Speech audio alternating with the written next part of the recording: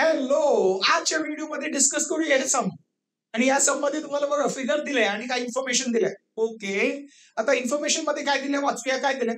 Angle ABC चा major दिलाय 75 degree, angle EDC चा मेजर दिलाय 75 डिग्री. ओके, दोन अँगलचा मेजर दिलाय आणि काय सांगितलंय?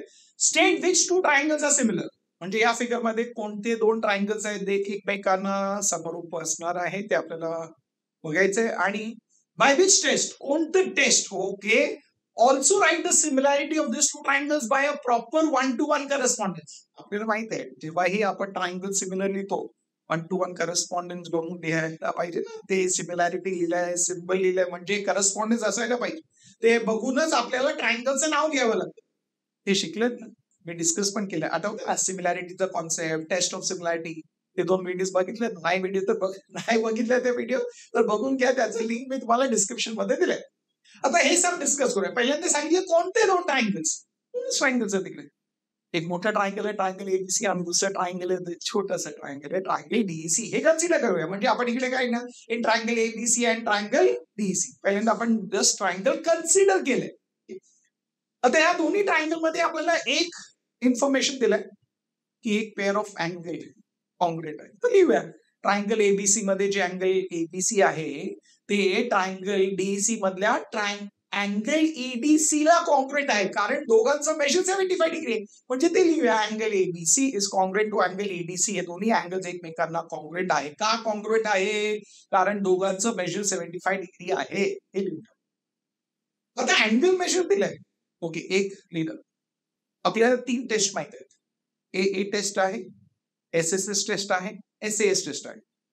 एक अँगल दिलंय म्हणजे ते टेस्ट एक तरी ए टेस्ट असणार नाहीतर एसएएस असणार. पण साईड बद्दल काय इन्फॉर्मेशन आहे? म्हणजे साहजिक आहे ते ए टेस्टच असायला पाहिजे. म्हणजे अजून एक पेअर ऑफ करस्पॉन्डिंग अँगल आपल्याला इक्वल दाखवावं लागेल. म्हणजे असायला पाहिजे तेव्हाच आपण दाखवू शकतो. आहे का बघूया. आता बघा या ट्रायंगल एबीसी आणि ट्रायंगल डीईसी साठी हे जे अँगल सी आहे, अँगल सी वर्टेक्स आहे, अँगल सी ते सेम अँगल दोन्ही ट्रायंगल मध्ये येतात. सेम आहे ते अँगल, कॉमन अँगल आहे. Very good. ते सेम अँगल दोन्ही ट्रायंगल मध्ये येतात म्हणजे ते अँगल एकमेकांना इक्वल आहे. म्हणजे आपण काय वेळ angle C is common to angle C आणि याचं रिझन काय? Common angle. Very good. म्हणजे आता हे दोन्ही ट्रायंगल जे आहेत ते एकमेकांना समरूप आहे असं आपण लिहू शकतो. म्हणजे आपण लिहिणार काय? Triangle ABC similar to triangle DEC, TDC, CD.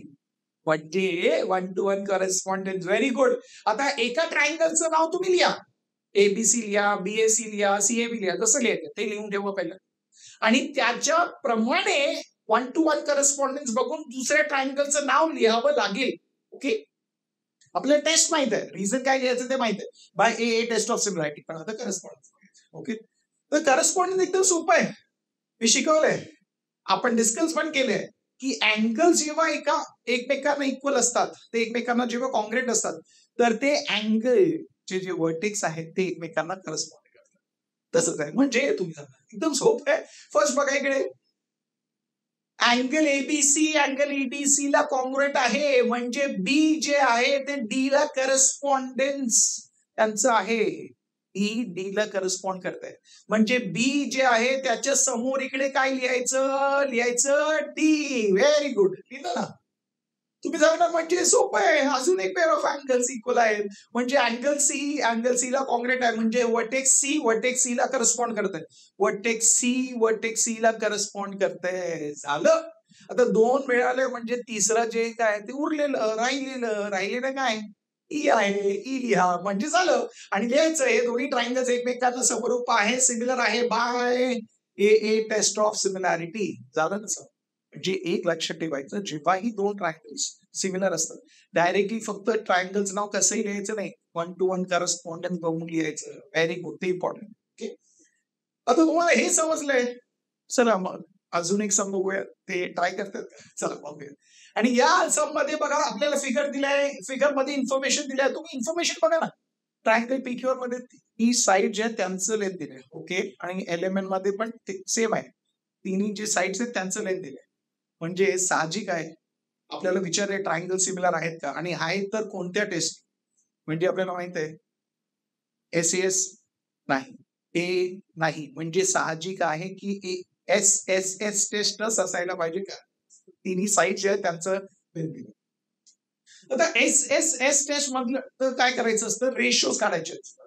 Okay, कोणत्या करस्पॉन्डिंग साईडचं, म्हणजे पीक्यू जे आहे त्याचं जे करस्पॉन्डिंग साईड आहे त्याचं. आता तुम्ही सांगा करस्पॉन्डिंग आम्हाला कसं कळणार, इकडे तर तरी दिसतंय की सेम त्याचप्रमाणे ओरिएंटेशन ठेवलंय ट्रायंगलचं.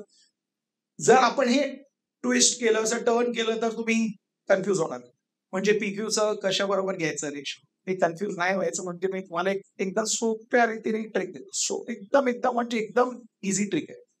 काय करायचं, पहिले हे जे ट्रायंगल आहे पीक्यूआर हे कन्सिडर करूया फर्स्ट. ओके, याच्यामध्ये सगळ्यात छोटं जे साईड आहे ते कन्सिडर करा. ओके, ट्रायंगल पीक्यूआर मध्ये 6 आहे, 8 आहे, 10 आहे, म्हणजे सगळं छोटं लेंथ कोणतं आहे 6, म्हणजे कोणतं साईड पीक्यू, स्मॉलेस्ट साईड ते झालं. तसंच त्या ट्रायंगल मध्ये बघा 3 4 5 म्हणजे 3 म्हणजे LM, त्यांचं रेशो पहिल्यांदा घ्या, PQ अपॉन LM ते घ्यायचं, म्हणजे काय येणार 6/3. ओके, तुम्ही सांगणार हे कॅन्सल होणार ना लोएस्ट टर्म मध्ये, काय नाही 3 1 3 2 म्हणजे रेशो काय आला आपल्याला 2/1. व्हेरी गुड, हे आला आपला रिझल्ट नंबर 1. ओके, आता नेक्स्ट करायचंय स्मॉलेस्ट झालं म्हणजे काय, व्हेरी गुड, तुम्हाला माहित आहे काय करायचं, लार्जेस्ट आणि लार्जेस्ट, इकडे लार्जेस्ट काय आहे PR, इकडे लार्जेस्ट काय आहे LN, म्हणजे काय लिहिणार आपण PR upon LN. Very good, लिहा PR अपॉन LN म्हणजे 10/5, 10/5 म्हणजे 5 1 5 2 जा. व्हेरी गुड, रेशो काय आला आपल्याला 2/1. Superb, very good. आता स्मॉलेस्ट झालं, लार्जेस्ट झालं, म्हणजे जे उरलं आहे ते घ्यायचं, उरलेलं काय इकडे QR आणि इकडे उरलेलं काय MN, म्हणजे QR अपॉन MN घ्यायचं. चला तिकडे लिहा 8/4, म्हणजे आता लोएस्ट फॉर्म मध्ये येणार ना 4 1 जा 4 2 जा, म्हणजे रेशो काय आला आपल्याला 2/1 ते आलं रिझल्ट नंबर 3. म्हणजे आपल्याला माहिती आहे या दोन्ही ट्रायंगल्स मध्ये तिन्ही रेशोज एकमेकांना इक्वल आहेत, लिहा ते इन ट्रायंगल PQR आणि ट्रायंगल एलिमेंट. फक्त आपण ट्रायंगल कन्सिडर करतोय, इकडे कन्सिडर केलं आणि इकडे लिहायचं ते रेशोज एकमेकांना इक्वल आहे, तिन्ही रेशोज इक्वल लिहून घ्या. कुठून आले आपल्याला हे रेशोज इक्वल, फ्रॉम 1 2 and 3 लिहून घ्यायचं. दिलं.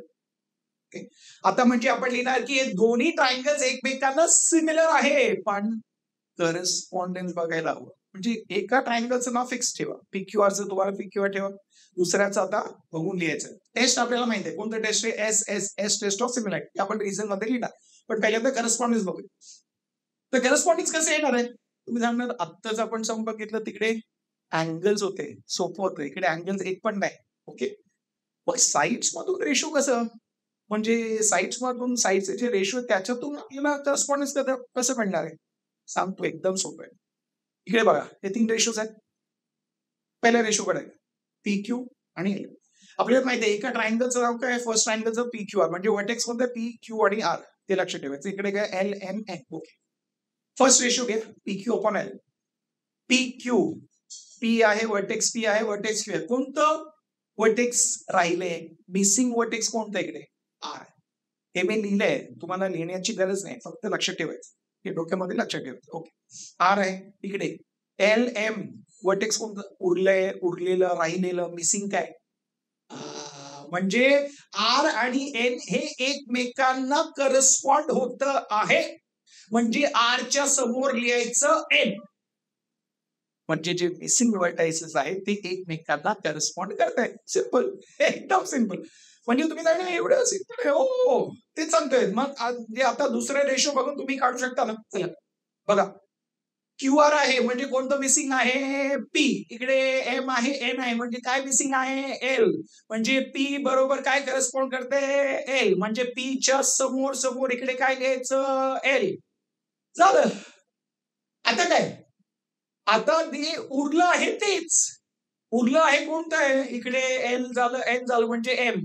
आता ते कशा बरोबर करस्पॉन्ड होत आहे Q बरोबर, ते तुम्हाला जर व्हेरीफाय करायचं इकडे व्हेरीफाय होत आहे तेच आहे, झालं ना. आणि लिहायचं इकडे रिझन बघा, रिझन काय by S test of similarity. आता मला सांगा सोपं होतं की, म्हणजे करस्पॉन्डन्स पण आता तुम्हाला समजलं, जर रेशोज इक्वल आहेत तरी कसं करायचं, आणि अँगल्स कॉन्ग्रेंट असलं तर ते माहीतच आहे. म्हणजे आता करस्पॉन्डन्स जे सगळ्यात इम्पॉर्टंट सगळ्यात इम्पॉर्टंट आहे ते करस्पॉन्डन्स, कारण करस्पॉन्डन्स राहून झालं म्हणजे सम फॉर्म. ते आता समजलं. Very good. आता तुम्हाला समजलंय म्हणजे व्हिडिओला लाईक करा. आणि तुम्हाला समजतंय आणि सोपं वाटतंय ना आता? ते जे आपण सिमिलॅरिटी शिकतोय, कसं शिकायचं ते करस्पॉन्डन्स कसं आहे, तर टेस्ट ऑफ सिमिलॅरिटी काय असतं?